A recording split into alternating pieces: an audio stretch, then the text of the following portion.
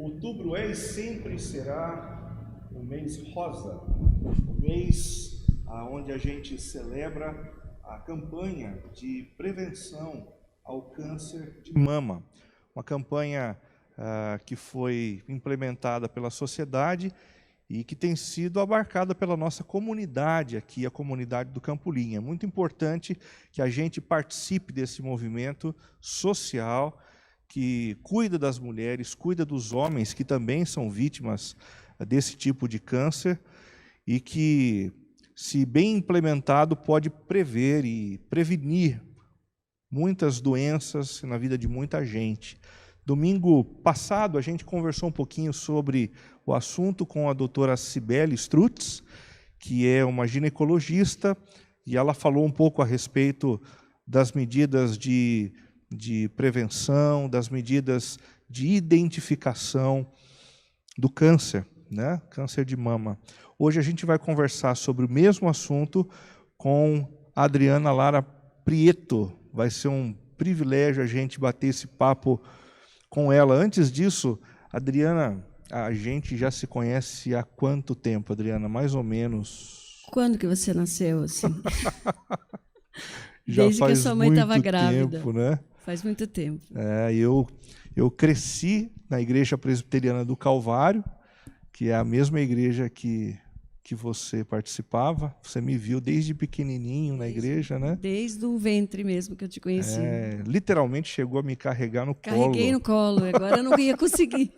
Agora de jeito nenhum, de jeito nenhum. Muito obrigado por ter aceito o desafio de vir para conversar comigo sobre esse assunto que é tão delicado. Né? É delicado para todas as mulheres, principalmente para alguém que já passou por um câncer de mama. Conta para a gente um pouquinho, Adriana, como é que você descobriu que você estava com esse problema? Em 2013 foi um ano muito difícil para mim, porque eu comecei o ano tendo um problema renal.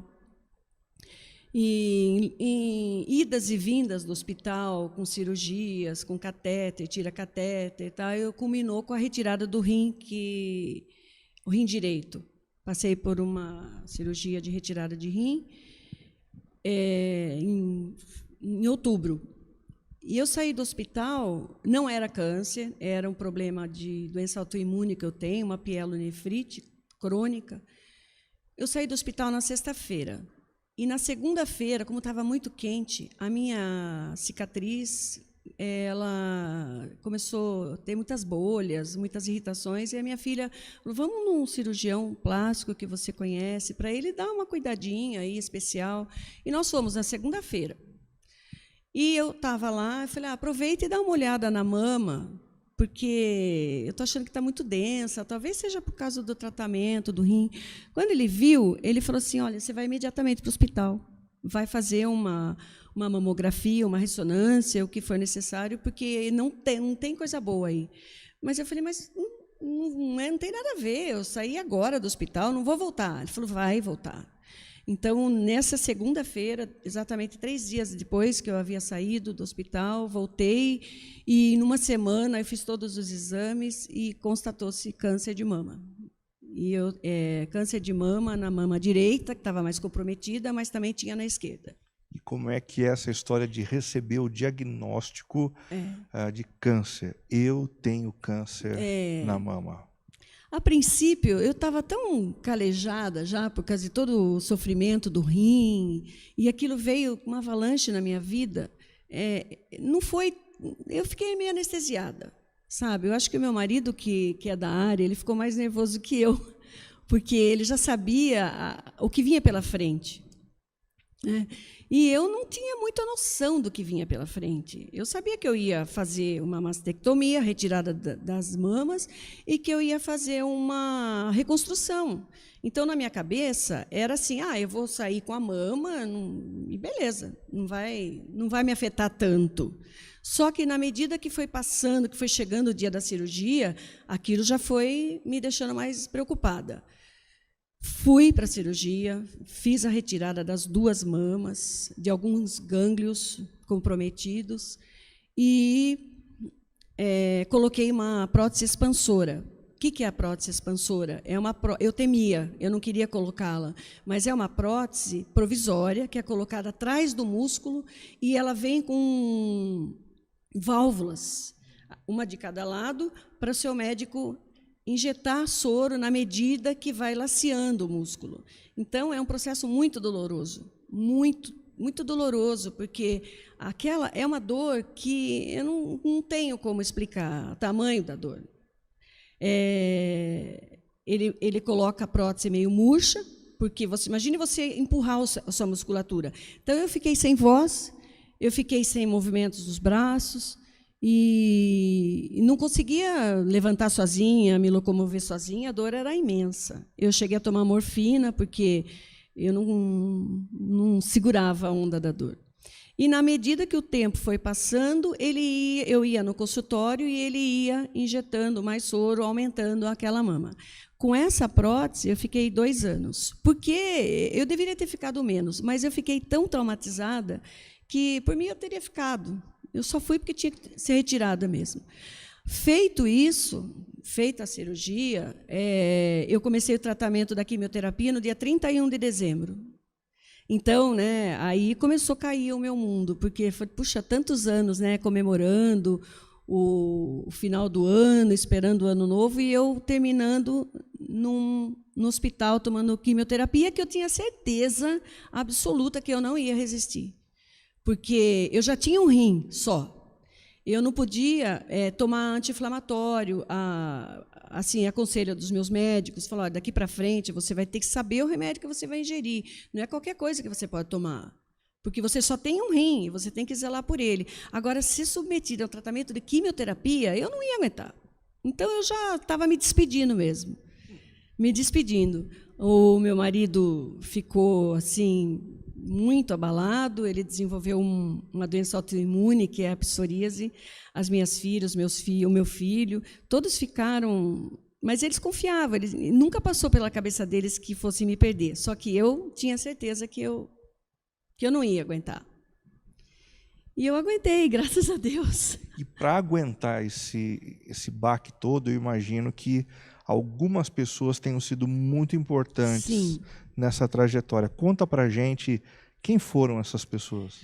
Primeiro, os familiares, Meus pais já eram idosos, meu marido, meus filhos, alguns amigos, muitas visitas na minha casa. Parecia uma romaria, porque eu só tinha amizade até então com o pessoal do fórum, porque eu cresci lá no cartório e eu não tinha muita amizade fora isso.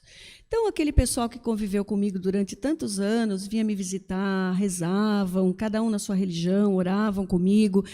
E, durante o meu tratamento, eu convivi com muitas pessoas. Os hospitais, eles são dotados de pessoas especiais para tratarem a gente, eles recebem a gente com muito carinho. O corpo docente do hospital, eles estão preparados para isso. Lógico que as pessoas que frequentam uma sala de quimioterapia, elas não são alegres. Ninguém está lá festejando. Então, se encontra pessoas ali amarguradas, tristes, rancorosas. Eu fui fazer a minha radioterapia em Campinas e eu fiz 47 rádios. E lá eu frequentei durante 6 meses aqui no Instituto. Eu conheci mulheres que trabalham lá muito especiais. Eu conheci eu estava comentando com você, eu conheci a dona da cantina lá, que era uma senhorinha idosa, uma japonesa, e ela me deu esse...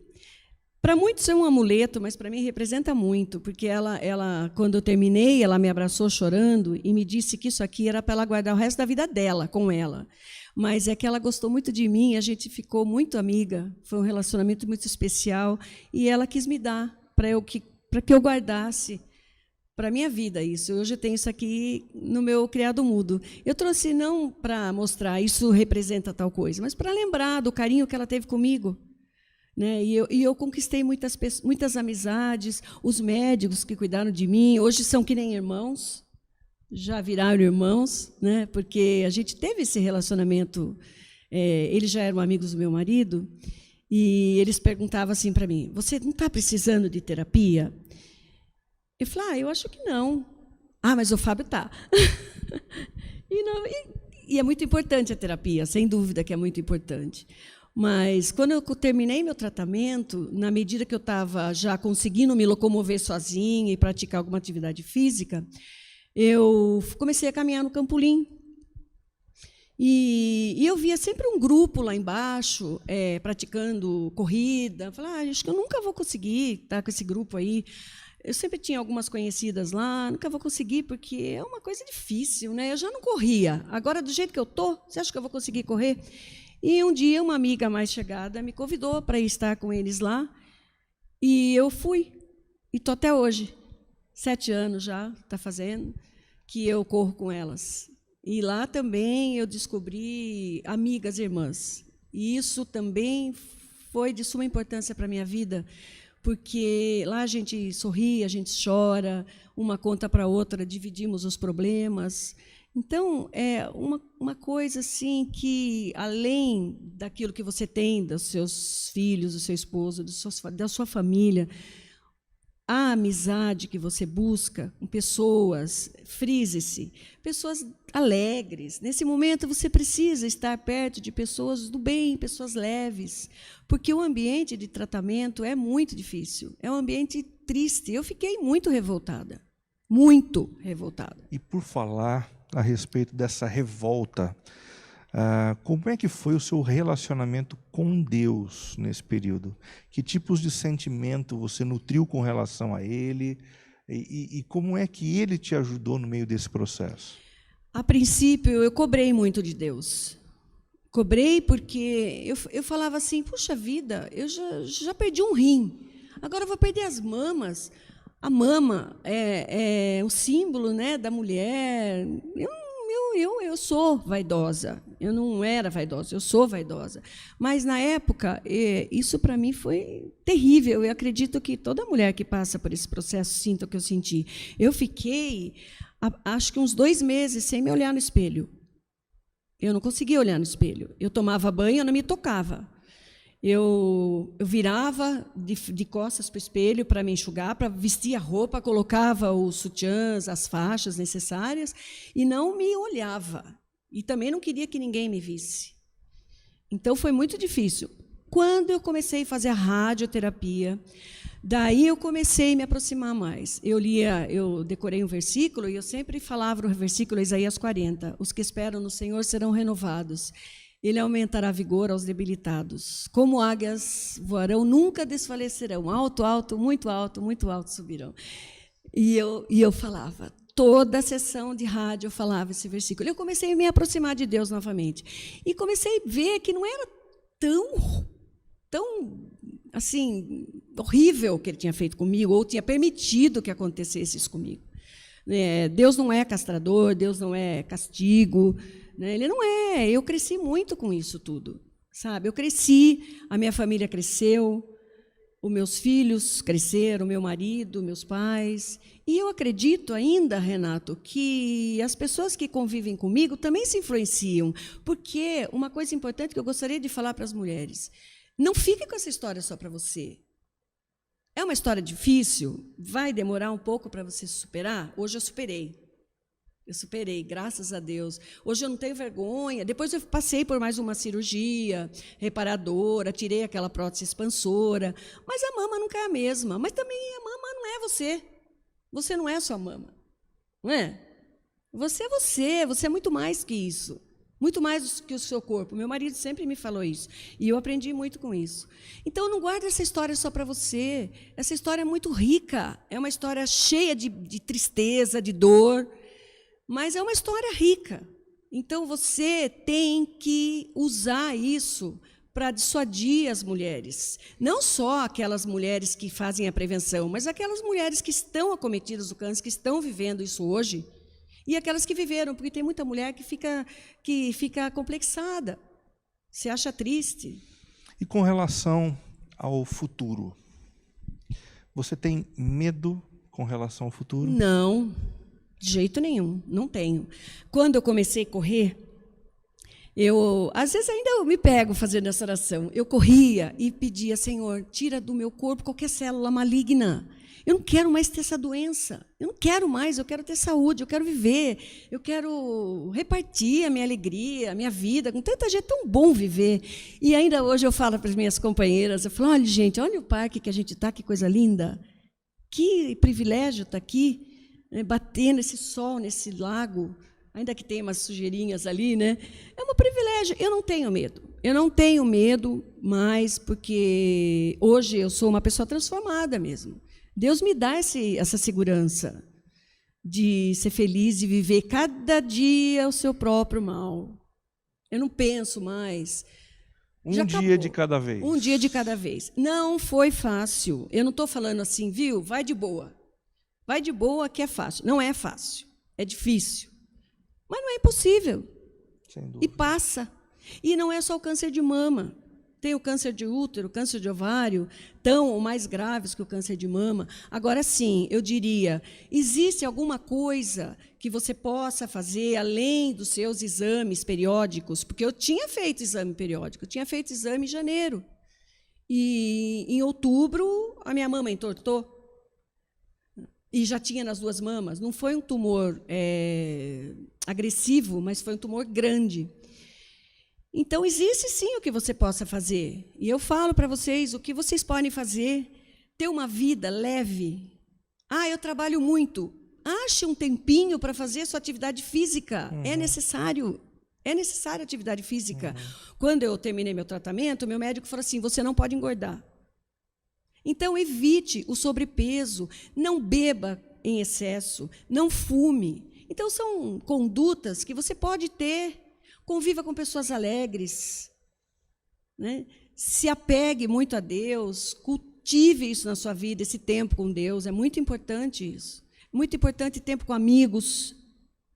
Então, eu não tenho medo do futuro. Do que eu temeria? Não tenho. Adriana, um prazer enorme te ouvir. Só a tua palavra nessa manhã é uma pregação para o nosso coração, uma palavra de estímulo. Você, sem dúvida alguma, é uma mulher empoderada pelo Espírito de Deus. Quem vai ouvir a mensagem daqui a pouco sabe exatamente do que a gente está falando aqui. Posso orar por você? Sim, por favor, obrigada. Muito obrigado, Senhor, pela vida da Adriana, pela experiência que ela teve, por tudo que ela aprendeu ao longo desse período, pelas amizades e relacionamentos fortalecidos em meio à dor e, sobretudo, pela fé inabalável que o Senhor forjou no coração dela durante essa fase. Continua, Deus, nutrindo a espiritualidade no seu interior de tal forma que ela transborde sobre os seus familiares e amigos a experiência com o Senhor que ela tem de maneira intensa. Nós te louvamos por tudo que ouvimos da parte dela nesta hora, em nome e por amor de Jesus. Amém. Amém.